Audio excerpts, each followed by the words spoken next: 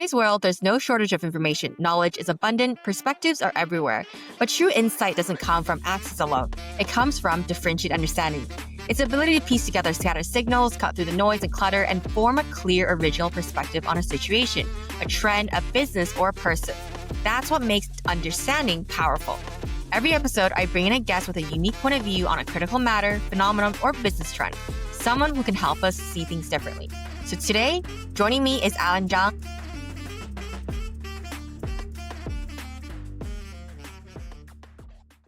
My guest, again, Alan Zhang, Principal and Portfolio Manager at Ox Capital Management, a boutique investment firm focused on emerging market equities that he co-founded in 2021. At OxCap, Alan leads investments across Asia, and before that, he spent years as an investment analyst on the Asia team at Platinum Asset Management.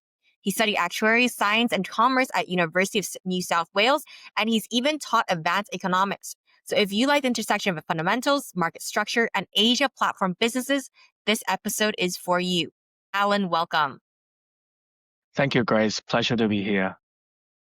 Yeah, Alan, to start, why don't you tell us about yourself, your background, and what it is that you cover now? I grew up partly in Hong Kong, mainland China, in Shenzhen particularly, and in Australia. I spent close to a decade in Australia doing my schooling, education, and worked for a firm called Platinum Asset Management, then co-founded Ox Capital with Joseph Lai. I studied actuarial. I would have experience in manipulating numbers, trying to clean up data, and that helped me tremendously when I looked at public equities. Because nowadays, there's no shortage of financial data, and the ability to understand them, understand the intent of them is crucial to investing nowadays. Ox Capital, we also built a tool called the Mode model, which distills more than 1 million financial data from various sources to try to help us understand our coverage region a lot more. And in terms of my coverage, I built the quant models, I look at equities, I also help with the portfolio positioning based on macroeconomics in Asia. Well, okay. Alan, actually, that's quite interesting because you started off in quant, but now you're looking at equities, the fundamentals, right? You're covering a lot of the ADRs, actually. You're covering a lot of the China's big tech. Let us talk about that for a bit. Like, what is the kind of China big tech internet ecosystem looking like right now? How does it compare to the US? I think in the US, they are focusing on a lot more of the frontier models where the Chinese companies are taking a two-legged approach. So they actually tackling AI with different approaches. US has invested a lot of resources into advancing their frontier models. On one hand, we see successful cases like Gemini and Anthropic and OpenAI, while we also see a lot of AI subscriptions cutting their prices by more than 90% in the last few years. So if you remember in 2023, 2024, many subscriptions were priced at over a few hundred or some over $1,000 a month based on their investment assumptions. But they're now cutting their prices to sub 100 a month. Some may never make their money back based on their assumptions, but this is not being discussed today because the benefit of AI far outweighs the small blip, and the large cap companies are investing enough to offset the impact. But if we look at China, on the other hand, has not gone through this episode, and I don't think they will, because any investors who looks at Asia will understand that Asian users will never make the assumptions that users will pay over $1,000 for subscriptions a month. And also China, they are also working on both frontier models and applications and energies, all the infrastructures at the same time. In summary, while China is still the runner-up, but I think they are developing AI and building all these tools in a more balanced manner. And we do see, it's also good to see US is also pivoting. In the recent 12 months, we are seeing a lot more of the US companies investing in softwares and applications rather than just the frontier models. So China was basically deemed uninvestable, especially for Western investors. And your fund predominantly operating out of Australia and Hong Kong, your LPs are mostly also, well, actually all non-Chinese. So from your perspective, for public investors who want exposure to China's AI upside, what are they looking at? What are they thinking? Usually the big techs. And yes, you're right. China actually went through mainly the property adjustment and also the antitrust campaign in the internet space. It was a really painful process because people called the place uninvestable because they couldn't see the new growth drivers of the economy. And if they could, they were too insignificant compared to the two then most important industries, which were internet, tech companies, and property companies, which were going through recalibrations. But things are different now because investors can see new growth drivers being off scale. And in hindsight, these adjustments also helped with innovations. Talents or recent graduates that dreamed of landing a job or keeping a job at Meituan, Tencent, Alibaba went to smaller size firm or startups. And capital that would have made easy money off the real estate markets went to new areas too. That said, the economic transformation is still work in progress, and investing in China will become even more attractive if we see AI, consumptions, and advanced manufacturing play a even bigger role in the economy. Right now, we're still undergoing those the phase, but we're glad to see that some companies are already bottoming out and trying to make a lot more progress under the current setup of the economy. I guess in a very pragmatic way, like does that just mean we're looking at BATs? Like what companies should we be looking at in terms of wanting to get exposure to Chinese AI, Chinese, economic transformation that you're mentioning here? Well, besides Alibaba, Tencent, I think people should look at the relatively smaller cap, but still the large cap space. For example, Xiaomi, Meituan, and even other industries that are not in internet. For example, Manray, a healthcare company, or Microport, a surgical robot company, that they can actually implement AI into their products to make their existing portfolio a lot more attractive. And yeah, when we were chatting offline, we're saying that a lot of companies are being overlooked. I think you just mentioned a few, but how do we actually, can you help us understand beyond the BATs, the so-called first tier, I guess, internet companies? What are some companies kind of hovering the 1.5 tier, the two second tier? These are still huge companies by market size, market cap size, but they might not just be known in the West. Yeah, I think people will naturally see them more because Tencent and Alibaba were the darlings, and they were making an active efforts into tackling overseas markets. Now, as the Chinese economy and markets become more mature, a lot of the companies actually going overseas. For example, people would ask me if I run a roadshow, people will ask me about Kita, which is actually a subsidiary of Meituan. Xiaomi is opening a lot more stores in Europe, even Africa and South America. People would naturally see them more, so people should look forward to it. And they don't have to actively, if they're not an investor, they don't need to actively search for it. If they come to China and take a look and compare to the place they live in, I think they will see a clear difference.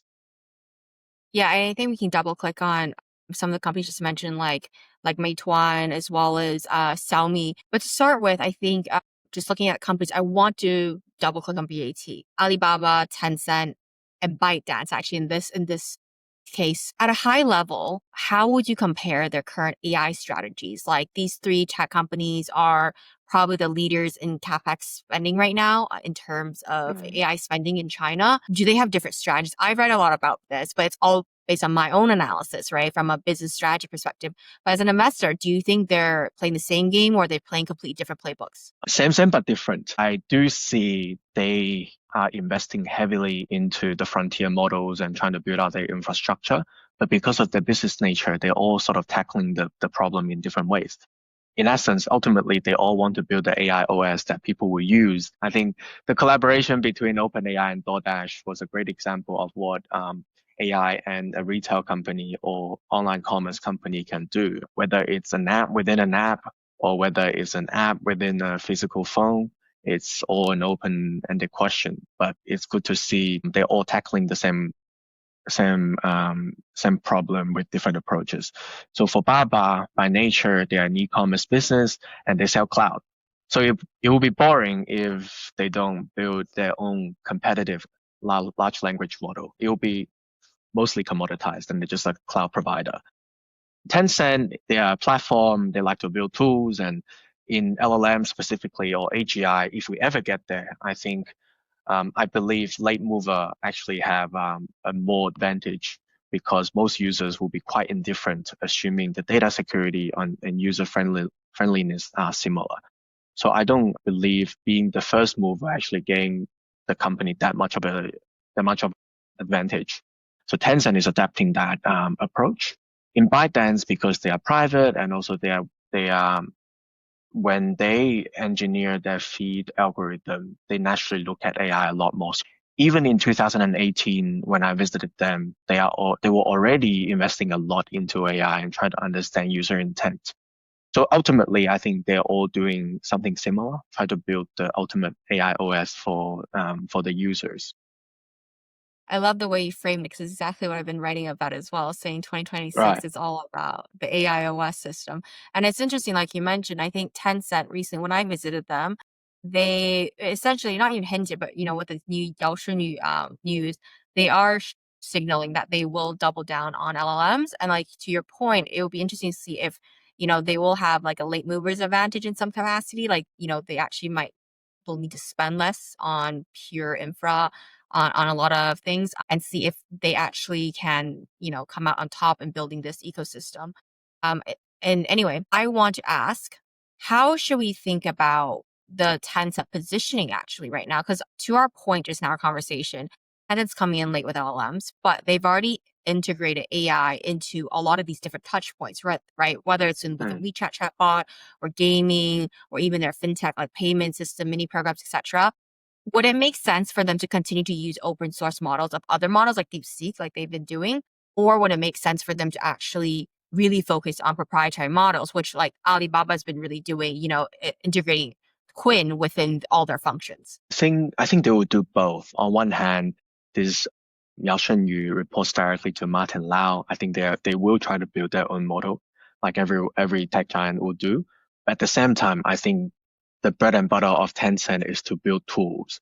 So they will build enough AI tools to help merchants, users, and everyone in the back end to enhance the user experience on AI. And I think whether it's app within an app or an app on a physical phone, like for example, like the Doubao phone that we saw recently, I think Tencent has the critical ingredients to build those because they do have the ecosystem in China and quality data and also the distribution of an app.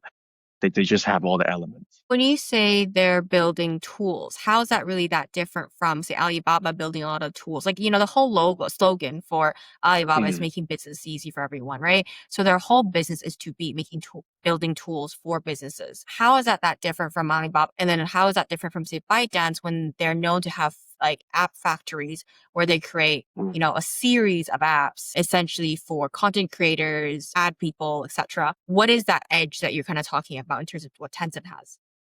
Okay, for example, if you just go to the input bar on your WeChat, if you long press it, you can click translate. For any language speakers, they can type in their own language, and WeChat will be able to translate that message to the audience for you. That's one function. On the other hand, I was lucky enough to visit their AI showroom the other 2 months ago, and they were also showing how they are mapping the whole um, the genetic bank for um, for seeds, for animals, and for everything. So they do have a lot of quality data. And on the other hand, they are also able to build. I think it's only one of the few company that can build a full simulator for flights for cockpit. They were the only few that could do that. So they are investing a lot in spatial intelligence. They are investing a lot on these data bank, and they are actively building tools within their WeChat ecosystem. And I believe it's only a matter of time that they get into e-commerce more properly and also release something that DoorDash and OpenAI released last week. Interesting. So essentially, you think that they will eventually actually capture the market share in the e-commerce, which is what Baba's kind of domain, and capture the hardware that ByteDance trying to push up. Actually, on that hardware topic, can we talk about Mhm. ByteDance ZTE's partnership that came out a couple weeks ago? What do you think of it? For listeners, basically, ByteDance quietly worked with ZTE and released and launched a AI native operating system on a ZTE phone. So instead of them building their own phone, they're partnering up with OEMs. What do you make of this, Alan? Yeah. Well, as a user, I was looking forward to it, and it's unfortunate that a product like this will take longer to be available because it harms too much vested interest, and most internet firms will be sensitive about it. But I think this trend is inevitable, as AIOS will be valuable, and you can't even measure the value. And this is actually what I envisioned for Xiaomi and Tencent. I think it's safe to assume that companies like these and Apple are planning for this day, but they will only do it when all the stakeholders are ready. And smartphone OEMs have all the protocols to make product like this happen. And Tencent, on the other hand, they have the content, not just the tools that we mentioned about. They also have the content, and they also have the intent, which is the ads revenue that they are looking for. So Tencent and Xiaomi will definitely try to tackle this new market. Is it in ByteDance advantage being a private company that they can move faster in this space? Because the couple companies you just mentioned are actually all publicly listed companies, right? Do you think that was one of the reasons why it held them back to act slower? Yeah, absolutely. That's one element to it. And on the other hand, I think ByteDance is starting something new. They're trying to make a phone that has all these functionalities. And if they fail this project, it doesn't actually impact their core. But if WeChat or Xiaomi does something like this, they may stir up their users and what do you call it? Let me find the right expression. If Tencent and Xiaomi if Tencent and Xiaomi do this, make agitate a lot of their business partners and users. I see. Okay, so taking a step back, just to look at the BAT again, if you had to, just for American audience to understand it better, how would you compare these three companies to American peers? There's like similar strategies being adopted in the US or vice versa? Are there apple to apples? I think it's very difficult to compare them because these companies are all very mature and they're making a lot of decisions based on their own opportunity set that they see. And then they rarely follow the other people's path now, given that in many space, Chinese companies are actually leading, whereas in US, many companies are still exploring new frontiers. Let me make I an see. example. For example, Tencent, the equivalent would be, let me make an example. Tencent, they are still relatively quiet on the AI space until the recent weeks. They don't really let third party use their cloud, and they are quietly working with a lot of the industries to understand what they are trying, how their AI stack can help with the relevant industries. So, for example, Tencent in 2015 had this learning program called Tencent X. Basically, X stands for another Tencent. They aim to, through this program, they aim to find another company that is similar to Tencent. And through this learning program, they work with a lot of the business schools in China, and they try to bring the business entrepreneurs and business leaders to site visits or corporate exchanges. Through the process, they want to understand how to develop their stack to empower and accelerate Chinese industries and new businesses. And one successful example that they had was Pinduoduo. So through this program, they found Colin Huang and funded the company through their traffic. And Tencent should be able to find a lot of companies like this, but in their own way. I see. So looking at 2026, where do you think we're going to see the consumer AI application side kind of look like? Are there very obvious new players? Are there obvious functions that you think we're going to see from the super apps or the mega apps we just talked about? Consumer Consumer functionalities that we've not really seen yet. Are there any things or sprouts you're seeing coming out from these super apps? Because right now we're talking about, okay, their strategies are selling cloud for Baba, Mhm. enabling businesses.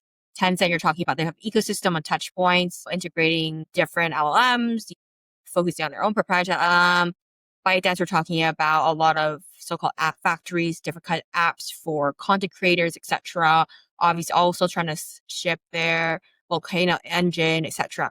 But are there anything coming out of China that's quite different from what we're seeing in the West? Or are there things that you think that's consumer facing that people aren't really noticing yet that we might see it become more mainstream in 2026? I think it's 2020 is most likely be an interpolation of 2025. It's hard for me to see completely new form factor coming out in 2026 for a number of reasons. One, because the Chinese companies most of them are super apps already, and the boundaries of these companies are relatively ambiguous, and hence why they're all fighting for the same consumer pockets. But on the back end, I do think the ads revenue will have a major shift. Previously, a lot of the ecosystem were able to charge a lot of revenue for ads because they will have captive customers. But now with AI, people are reconsidering how they're using their own apps. So I think the ads budget will be relocated to some of the new apps. I see. I think, okay, then let's take a step back and look at infrastructure end, right?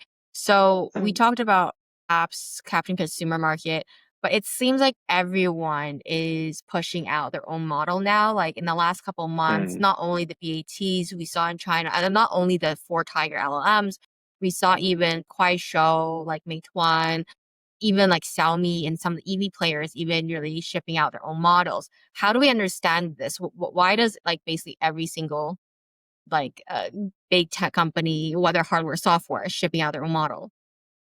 Yeah, I think that's because they all have enough users, and AI itself can actually improve the user experience and broaden their reach. I'll make an example. A lot of the elderlies that I've seen, they were not really using search.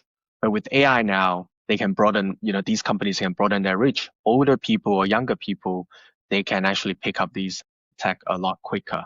And in general, AI makes their products a lot more interactive and easier to use. And I think EV companies are the same. They want their products to be more engaging. Now cars are more commoditized. Car itself are more commoditized. And EV companies are trying to invest in the infotainment system, the ecosystem.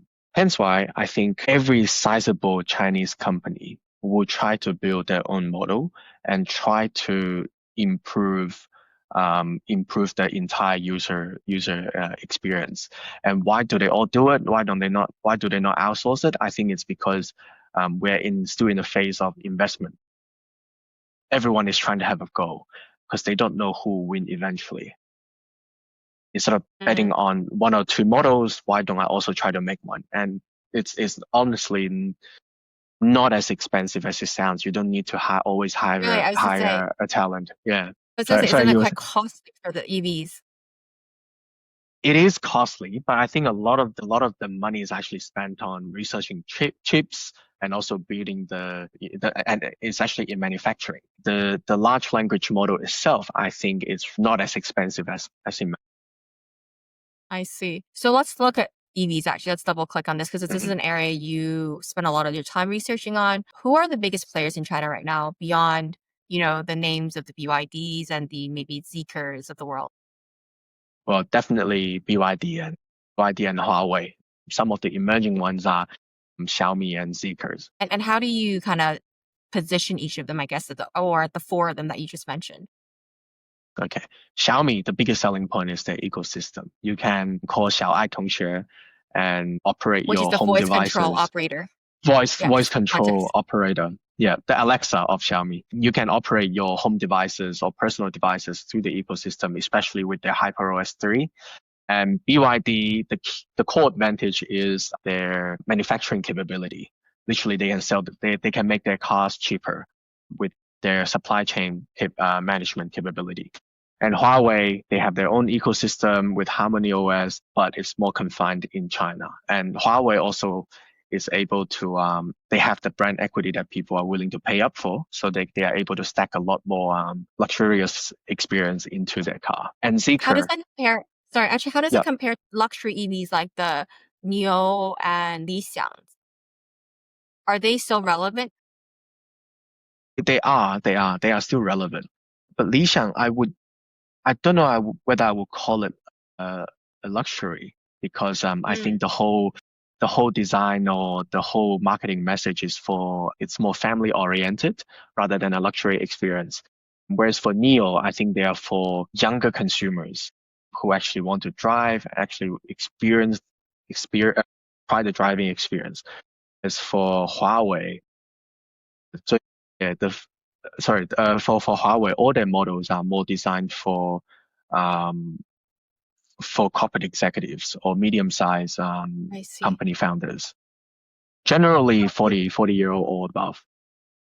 So for in the era of AI now, it seems like there's been a shift, right? Because like let's say 5 years ago, the major EV players would still be BYD, NIO, XPeng, Li Xiang, right? But Mm, now Xiaomi and Huawei seems to really been making strides because of the AI operating system. Is that understanding correct? absolutely, 100%. And I think that is also the future. Because when I look at the Chinese auto market, we have a lot of brands, we have a lot of licenses to build cars, and there's no shortage of manufacturing production capability. And it's often seen on Western media that we actually have overcapacity. In mid this year, the anti-involution campaign is one of the targeted area is the auto industry. So it's fair to say that the auto industry is somewhat commoditized. And people do need to find their differentiated advantage. For example, the ecosystems that Xiaomi and Huawei have. BYD, on the other hand, they differentiate themselves through cost. They are able to build cars of the same quality cheaper, and they're able to roll it out into many markets in China as well as the overseas markets. Yeah, I've actually noticed a lot of them in even Hong Kong, Singapore, like across APAC now. I want to understand actually in terms of like the technicality of it. Like, why is it that Xiaomi and Huawei's able, like, why are they able to lead in the era of AI EVs now? What will the future of cars look like? And does that mean that, the other companies we just listed, are they just going to be less competent because they don't have a tech stack that is needed to kind of build out AI empowered EV? Do you know what I mean? Let's say Okay. Yeah, yeah, yeah. comparing the technology companies versus the EV companies. Gotcha. So smartphone OEMs and to enter the EV industry versus the new emerging EV companies that try to build their own car. So for Xiaomi and Huawei particularly, I think the fact that well EV in general they have fewer parts than traditional ICE cars. Back in the days, you do need more than 10,000 parts in order to build a automobile, whereas nowadays, I think most EVs will have a few hundred, if not just over 1,000 parts. And most of these, you can basically split them into three key components: powertrain, battery, and the chassis, and the battery management system. And the others are all cabling and the non-core, for example, the car seats and stuff. Uh, the fact that, so it's fair to say a lot of the parts are also commoditized, except for battery and the system. And the fact that Xiaomi and Huawei were able to make phones, relatively quality phones, they are able to operate the chip. They are able to build a large enough screen. They're able to repurpose different screens too. They are able to repackage their chips. So for example, Xiaomi, throughout my interactions with them, they were saying they could use Qualcomm chips and they repackage it in the backend themselves and repurpose it for to make it auto grade. think I think Huawei can do something similar, and the car will also have a bigger screen compared to your phone. And I think a lot of these parts and a lot of these manufacturing capability can be repurposed for making a car. On the other hand, these new companies like NIO, Xiaopeng, and Li Auto, they are not only spending a lot of money in EV manufacturing, they are also spending money in chips design with the purpose of hopefully one day they can also enter physical AI and also robotics. They also made it clear that if they were building chips just for EVs, and China is only selling 25 million cars a year in the whole China market, they would never make the money back. So their grand vision and their biggest scheme is actually robotics. So I so they see. are sort of also tackling this with a different approach. If we're talking about embodied AI, then how do I understand all these different players then? There's the new robotic companies like the Unitrees, the Galabots, the UBTechs, right? And then you're talking about the EVs, like the Neo, Xpeng, the autos. And Mm, then obviously that we just talked about how the Xiaomi and the Huawei's already have the tech capabilities that are stronger than the existing EVs. How do I Mhm. understand who's gonna come up on top then? Because right now, is this just another case of 内卷, like another case of Nature. involution where there's just way too many players in the same category, and the only differentiating point right now essentially cost and price? Is that it or no? Cost and price and the ability to build redundancy into the if we are talking about robots. For example, even some traditional automation company like Innovance from Shenzhen is trying to build their own robots and all planning to make their own robots.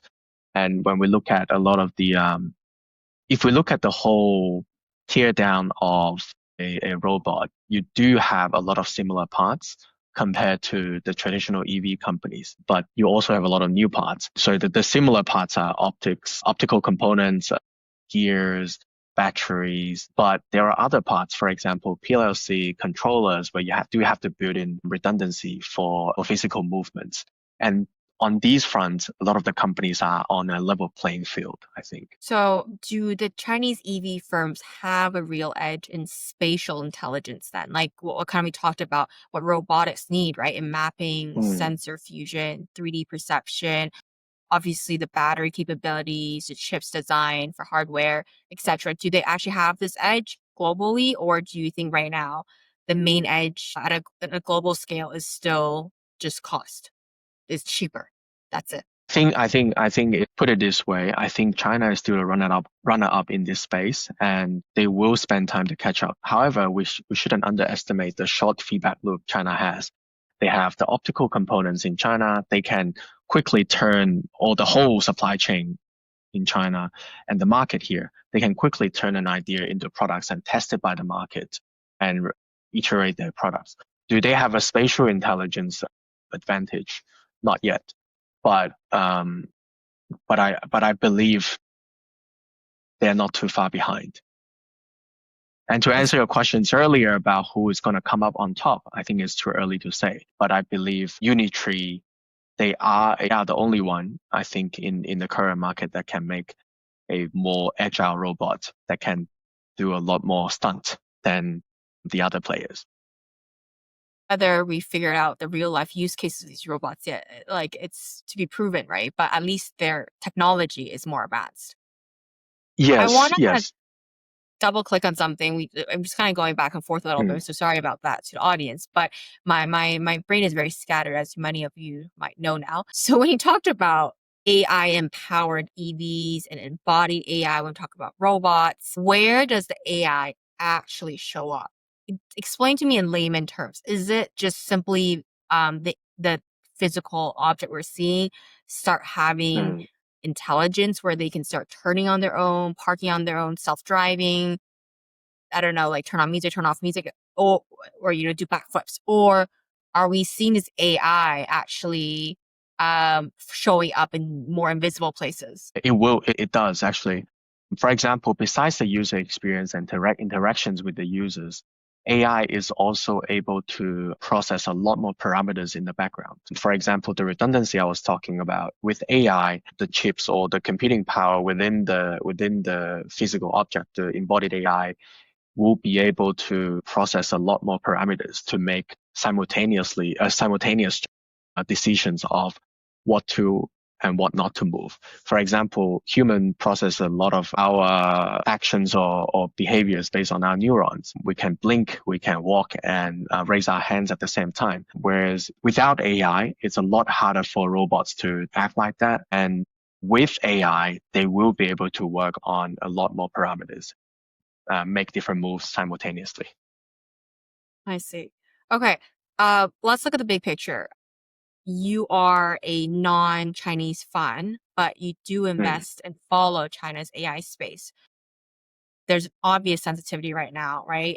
Given the current geopolitical climate, looking at tech tensions, export controls, trade wars, and even domestic AI platform regulations feeding into these kind of AI roadmaps for the companies. How do you bake those risks and policy tailwinds into valuation positioning? And how do you actually advise others to look at China when they want to get kind of involved? Yeah, yeah. I think in terms of how do we look at these factors, The market is already doing it for us. Most of the Chinese tech firms or Chinese companies in general are already trading, not just Chinese, I think Asia in general. Their tech firms are trading at a discount to their US peers. For example, Samsung, SK Hynix are trading at a discount to Micron. Chinese, the BAT of the world are trading at a discount of the M7. I think the market is already doing it for us. Fundamentally, when I look at the companies, I think it sort of makes the advancements slightly harder because some of the tools are not available to them. But it's also encouraging to see the emergence of DeepSeek, and all these companies are seeking alternate solutions. This is actually reassuring to some of the investors with time, as these companies will only get more independent technologically. So for the large caps, people can probably feel safer and buy more. With the small cap, I think with the small caps, if there is a good idea and a good application, we usually just start with the smaller positions and see how it plays out. Most of the entrepreneurs are extremely agile and versatile, and they know how to prepare their businesses if anything happens. Yeah, fair enough. Alan, I want to add in a mini section in this interview that's based on readers' feedback. Actually, when I said I was interviewing investors, they were really interested in China's delivery wars. This is not usually something I cover because it's not directly about AI, but it is relevant as it's actually the delivery wars between a lot of the tech companies we just talked about. For context for listeners and readers, there was basically an ongoing delivery war between Alibaba and Meituan. Traditionally, Alibaba had a camp of essentially companies that kind of operated within the Alipay, Alibaba ecosystem. Tencent kind of had their own camp of companies, and that kind of played out, during the e-commerce period. And then there was anti-monopoly probes in 2022, and then things kind of settled. And now, well, actually, backtrack a little bit. Alibaba essentially kind of let its delivery application Ele.me on the sideline for a little bit, and it was always hovering kind of at a second or third application in terms of delivery services in China for quite a while. Recently, there's been a revitalized, energy in this sector, and now Meituan and Baba are going at each other's throat and really, really trying to win out. And they're giving out subsidies, food vouchers. The joke is, if you live in Shanghai or Beijing right now, you can live off of like 20 RMB a week just live because you get so much food vouchers. Essentially, that's $3 USD, and you'll get like $300 worth of USD like vouchers just from these companies trying to like win you over. Tell us about what's happening. Tell us about the ecosystems and why this is happening now. Yeah, and I think it's actually a very interesting question because Meituan was always the leader in quick commerce, delivering things to consumers within 30 minutes. And it was surprising to me that it took Baba so long to react to it, because it's only a matter of time that quick commerce will start to take the market shares of the traditional e-commerce. And in 2022 or 2023, anyways, a few years ago, Meituan started to deliver iPhones at launches. And that I think is a wake-up call to JD.com. And this whole new episode of Delivery War started with JD's initiative in around April. And when that happened, JD was spending a lot of money trying to buy consumers. And Baba also joined in a month or two after. In general, I think money can be better spent elsewhere. But I can understand where Baba is coming from, because if they lose the relevancy in e-commerce, a lot of their other businesses will also stop making sense. And e-commerce is their core. They have to defend that. But over the last few quarters, as I observed their earnings results, despite that Baba grew their daily volume from 30 to 40 million to now 80 million a day, sometimes even 90. I think it is discouraging to see that they actually haven't improved the delivery efficiencies by much. Meituan was already profitable when they were delivering around 40 million consistently, when they were delivering 40 million drops a day. By carrying multiple deliveries per trip, and also through improving their dispatching systems. But it's hard to it's sad for investors to see that nowadays a lot of these delivery platforms are still loss making. But it's encouraging to see Meituan can keep an advantage, and even at this scale, Meituan can make a lot more profit than before, in the sense that the delivery efficiencies, if we don't consider the subsidies at all. And as a consumer, of course, we'll be happy that they subsidize more and we can live off a lower budget in Shanghai or in Shenzhen. But I want to understand, for context for listeners again, like if you're in China, you want to order something essentially relatively cheaper, but it might come a bit slower. By slow, I mean like 2 to 3 days. You probably order on Taobao, right? And then, which is Alibaba. If you want something like electronics or books, things that are slightly more higher price, you want to ensure credibility that it's coming from the flagship shop, and you want something maybe within 24, 48 hours, you probably order from JD.com. If you want something that's more like convenience, daily necessities, food, something that you want to see within 30 minutes, you get it on Meituan. That's kind of how it like structures in people's daily habits and their behaviors. So my question for you is, why is it that Meituan have such an advantage in dispatching and in logistics and in delivery compared to a behemoth like Alibaba, where they do own their own logistics companies? They technically own like warehouses, inventory storage houses, etc. globally, and especially in every little city, little pocket, little town in China. How do we understand this? Yeah, we can start this from thinking about the core of the business. Xiaomi built their business through business development. Essentially, in Chinese, we call it 地推, basically having a local business development team and trying to talk to all the merchants and try to integrate their platform onto their inventory systems and payment system and all that. So a lot of the inventory is actually kept locally, and Meituan can really focus on the dispatching system and think about how to maneuver their riders from point A to point B. And their algorithm is even advanced to the point that they can predict future demands at, let's say, 4 p.m.